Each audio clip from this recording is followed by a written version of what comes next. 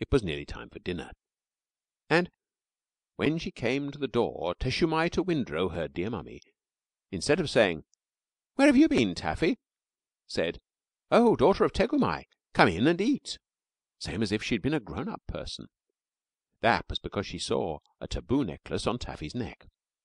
Her daddy was sitting in front of the fire waiting for dinner, and he said the very same thing, and Taffy felt most important.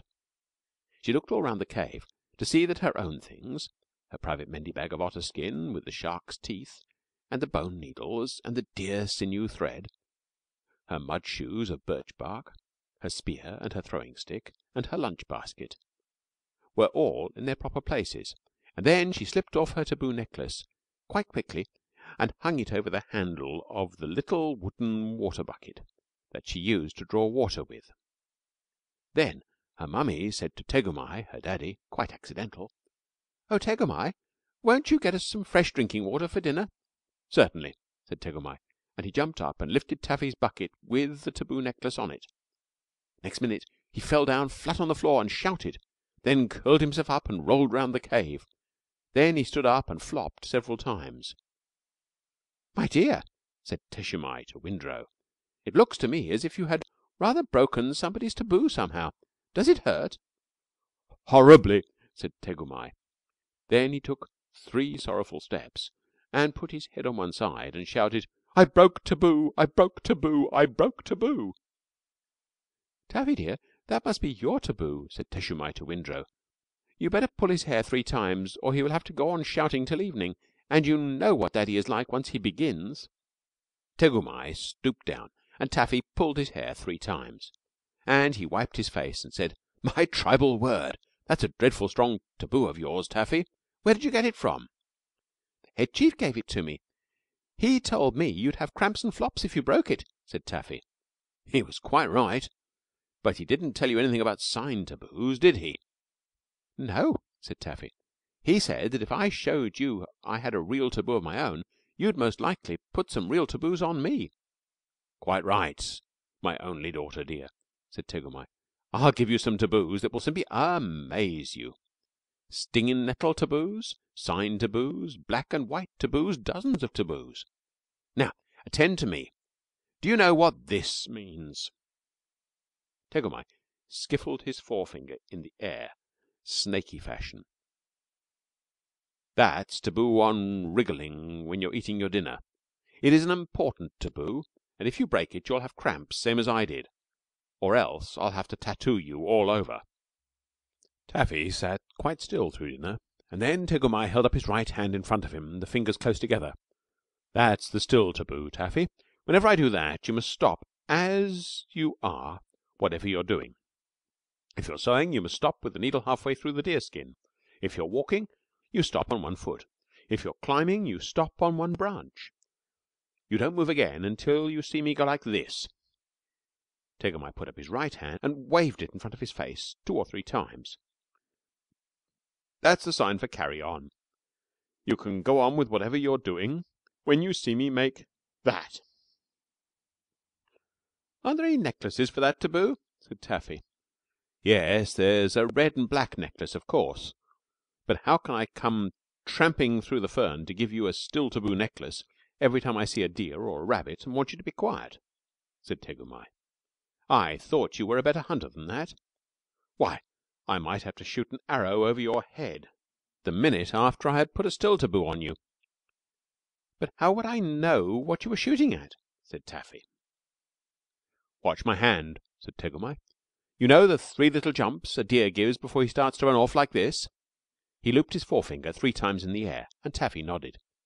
"When you see me do that, you'll know we've found a deer. A little jiggle of the forefinger means a rabbit." "Yes, rabbits run like that," said Taffy, and jiggled her forefinger the same way. "Squirrels a long, climby up twist in the air, like this." "Same as squirrels, kinking round trees. I see," said Taffy. "Otters a long, smooth, straight wave in the air, like this." "Same as otters swimming in a pool. I see," said Taffy. "And beavers just as if I was smacking somebody with my open hand." "Same as beavers' tails smacking on the water when they are frightened. I see." "Those aren't taboos. They're just signs to show you what I'm hunting. The still taboo is the thing you must watch, because it's a big taboo. I can put the still taboo on too," said Teshumai to Windrow, who was sewing deerskins together. "I can put it on you, Taffy, when you get too rowdy going to bed." "What happens if I break it?" said Taffy. "You can't break a taboo except by accident." "But suppose I did?" said Taffy. "You'd lose your own taboo necklace. You'd have to take it back to the head chief, and you'd just be called Taffy again, and not daughter of Tegumai. Or perhaps we'd change your name to Tabumai Skalumzulai, the bad thing who can't keep a taboo, and very likely you wouldn't be kissed for a day and night." Said Taffy. "I don't think taboos are fun at all." "Well, take your taboo necklace back to the head chief and say you want to be a kiddie again, O only daughter of Tegumai," said her daddy. "No," said Taffy. "Tell me more about taboos. Can't I have some more of my own, my very own, strong taboos that give people tribal fits?" "No," said her daddy. "You aren't old enough to be allowed to give people tribal fits. That pink necklace will do quite well for you." "Then tell me more about taboos," said Taffy. "But I'm sleepy, daughter dear. I'll just put taboo on any one talking to me till the sun gets behind that hill, and we'll go out in the evening and see if we can catch rabbits. Ask Mummy about the other taboos. It's a great comfort that you're a taboo girl, because now I shan't have to tell you anything more than once." Taffy talked quietly to her Mummy till the sun was in the right position. Then she waked Tegumai, and they got all their hunting things ready and went out into the woods. But just as she passed her little garden outside the cave, Taffy took off her taboo necklace and hung it on a rose bush. Her garden border was only marked with white stones, but she called the rose the real gate into it, and all the tribe knew it. "Who do you suppose you'll catch?" said Tegumai. "Wait and see till we come back," said Taffy. "The head chief said that anyone who breaks that taboo will have to stay in my garden till I let him out." They went along through the woods and crossed the Wagai River on a fallen tree, and they climbed up to the top of a big bare hill where there were plenty of rabbits in the fern. "Remember, you're a taboo girl now," said Tegumai, when Taffy began to skitter about and ask questions instead of hunting for rabbits. And he made the still taboo sign, and Taffy stopped as if she had been turned into solid stone. She was stooping to tie up a shoestring, and she stayed still with her hand on the string.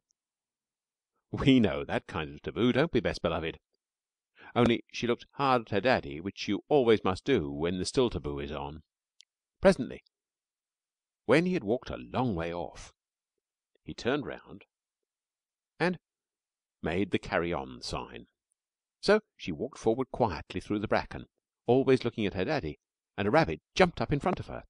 She was just going to throw her stick when she saw Tegumai make the still taboo sign, and she stopped with her mouth half open and her throwing stick in her hand. The rabbit ran towards Tegumai, and Tegumai caught it. Then he came across the fern and kissed her and said, "That's what I call a superior girl, daughter. It's some pleasure to hunt with you now, Taffy." A little while afterwards, a rabbit jumped up where Tegumai could not see it, but Taffy could, and she knew it was coming towards her if Tegumai did not frighten it. So she held up her hand, made the rabbit sign, so he would know that she wasn't in fun, and then she put the still taboo on her own daddy. She did, indeed she did, Best Beloved.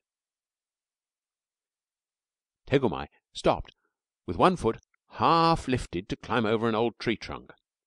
The rabbit ran past Taffy, and Taffy killed it with her throwing stick. But she was so excited that she forgot to take off the still taboo for quite 2 minutes. And all that time Tegumai stood on one leg, not daring to put his other foot down. Then he came and kissed her and threw her up in the air and put her on his shoulder and danced and said, "My tribal word and testimony. This is what I call having a daughter that is a daughter, O only daughter of Tegumai." And Taffy was most tremendously and wonder hugely pleased. It was almost dark when they went home. They had 5 rabbits and 2 squirrels, as well as a water rat. Taffy wanted the water rat's skin for a shell purse,